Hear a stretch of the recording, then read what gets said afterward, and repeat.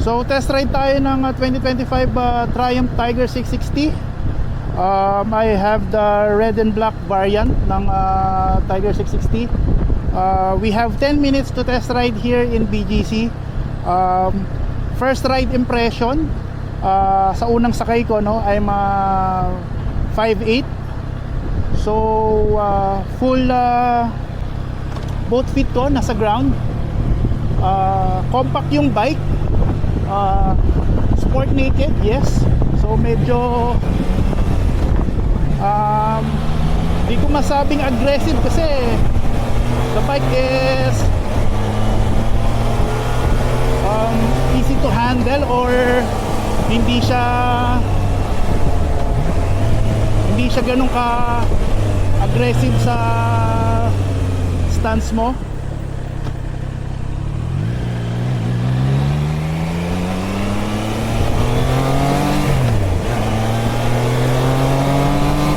We're in the road mode. So medyo tamer to, no? Hindi to ganun ka aggressive.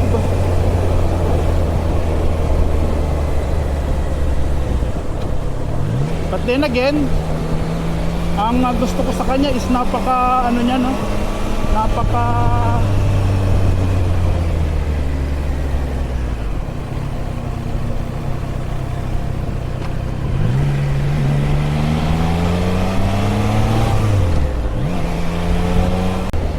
agile niya. Kung sanay ka sa mga ganitong klase ng bike, no, the sports naked bike, magugustuhan mo to dahil yung kanyang power nandun. So I wanted to try na irekta to, but wala naman silang sinabi na kung saan mo siya pwedeng i-test ride, but you will be given 10 minutes para sa bike na to na i-test ride. So I don't want to go far or go outside the BGC. Gusto ko dito na lang muna.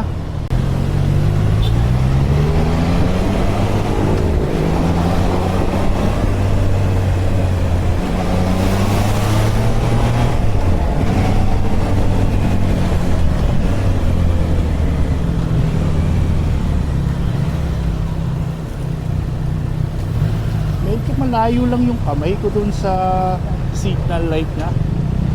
I'm not sure kung dahil lang sa maliit yung daliri ko, pero nalalayuan ako sa turn signals niya.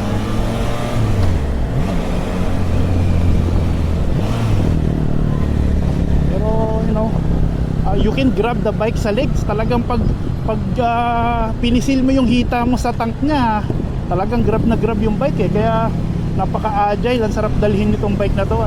Ang dali niyang, actually for me, ang dali niyang imaniobra, dahil sa yung bike is compact and shorter yung kanyang length and your riding position mo.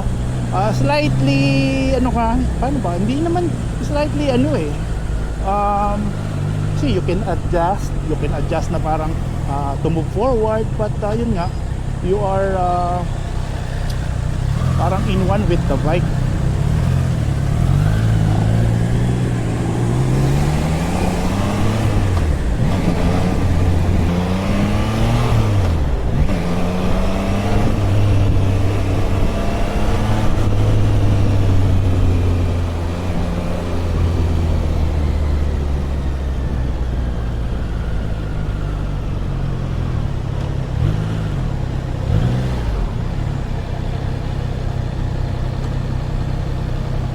Sports mode tayo. Subukan natin mag sports mode.